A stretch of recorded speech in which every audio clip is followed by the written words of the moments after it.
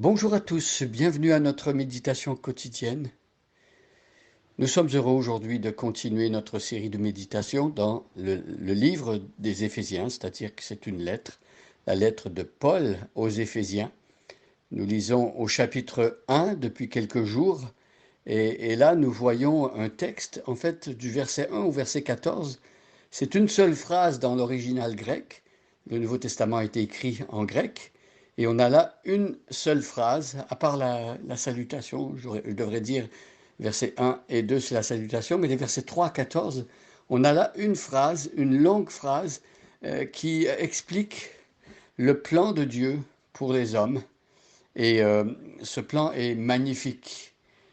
Paul va répéter souvent que tout ce que Dieu fait aujourd'hui pour les êtres humains qui croient en Jésus, c'est en lui, c'est en Jésus que Dieu le fait.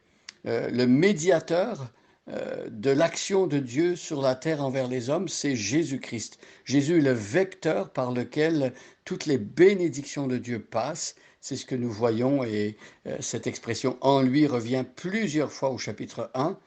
Et nous l'avons vu hier. Aujourd'hui, nous allons lire les versets 1 à 14 et nous allons revenir sur le verset 4 et aussi expliquer le verset 5 aujourd'hui. Alors, je vous invite à prendre votre Bible, votre Nouveau Testament en particulier.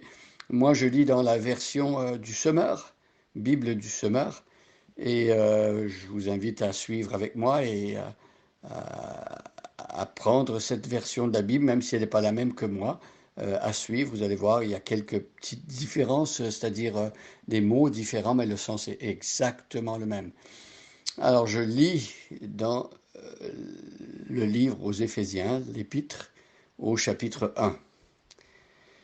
Paul, apôtre de Jésus-Christ par la volonté de Dieu, salue ceux qui sont à Éphèse et ceux qui appartiennent à Dieu et qui croient en Jésus-Christ. Que Dieu notre Père et le Seigneur Jésus-Christ vous accordent la grâce et la paix. Loué soit Dieu, le Père de notre Seigneur Jésus-Christ, car il nous a comblés des bénédictions de l'Esprit dans le monde céleste, qui toutes sont en Christ, en lui. Bien avant de poser les fondations du monde, il nous avait choisis pour que nous soyons saints et sans reproche devant lui. Puisqu'il nous a aimés, il nous a destinés d'avance à être ses enfants, qu'il voulait adopter par Jésus-Christ. Voilà ce que dans sa bonté, il a voulu pour nous, afin que nous célébrions la gloire de sa grâce et qu'il nous a accordée en son Fils bien-aimé. En Christ, parce qu'il s'est offert en sacrifice, nous avons été délivrés et nous avons reçu le pardon de nos fautes. Dieu a ainsi manifesté sa grâce dans toute sa richesse et il a répandu sur nous avec surabondance en nous donnant pleine sagesse et pleine intelligence pour que nous connaissions le secret de son plan.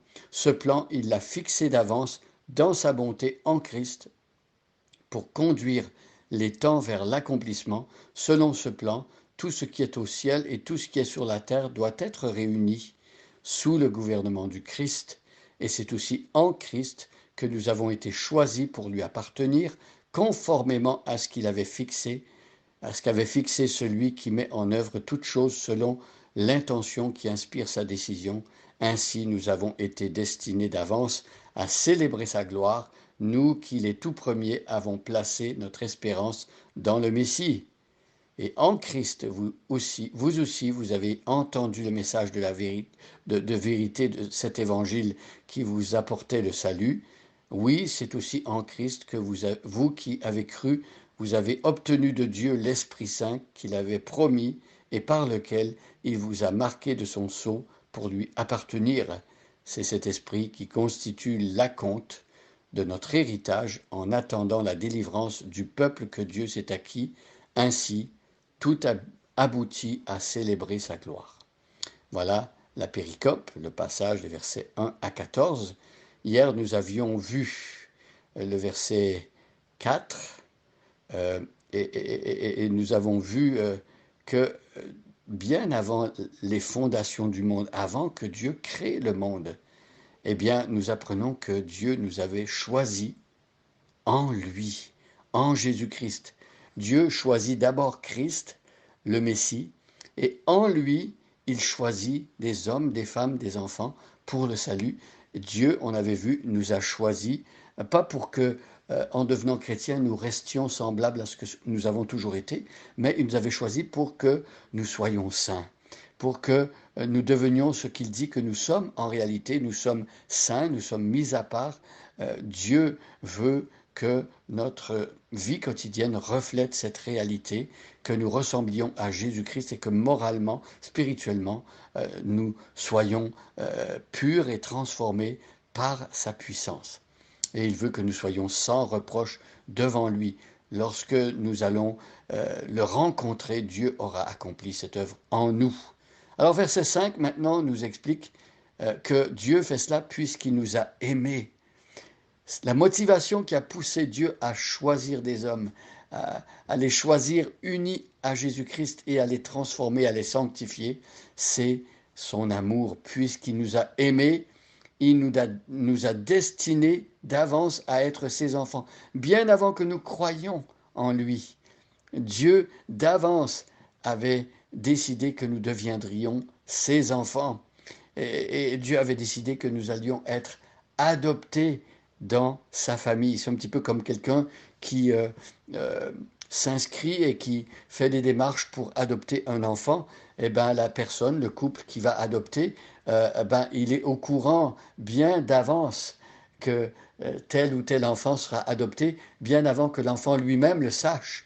Bien ici, à la puissance infinie, Dieu a fait cela puisque Dieu, avant les fondations du monde, nous a choisis parce qu'il nous a aimés et il nous a adoptés comme ses enfants.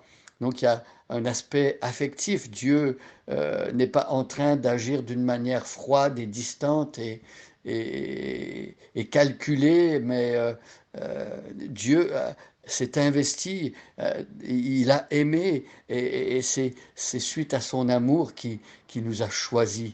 Il nous a vus, il a eu pitié de nous, il nous a choisis et il a voulu nous adopter par Jésus-Christ. Tout passe encore, vous voyez, par le Seigneur Jésus-Christ. Voilà que ce que dans sa bonté, il a voulu pour nous. Donc, c'était sa volonté que nous soyons adoptés dans la famille de Dieu. Et Dieu nous a voulu, si nous sommes des enfants de Dieu, aujourd'hui nous sommes des enfants désirés par Dieu. On entend parfois l'histoire terrible d'enfants dont les parents ont dit tu n'as pas été désiré. C'est terrible, mais Dieu n'aura jamais d'enfant qu'il n'a pas désiré. Dieu a choisi volontairement, intentionnellement, et c'est par amour et c'est par bonté qu'il a fait cela. Remercions-le aujourd'hui pour tout cela. Bonne journée à chacun et à chacune et soyez bénis.